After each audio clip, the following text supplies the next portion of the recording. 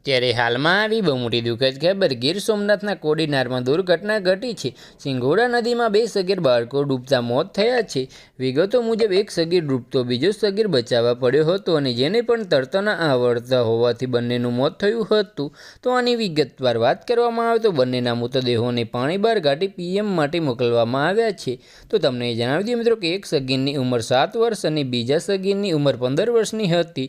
અત્રે જણાવીએ કે ઇસ્માલપુરા સોરઠિયા અને જલાલી શમશેરી અલીનું મોત થયું છે।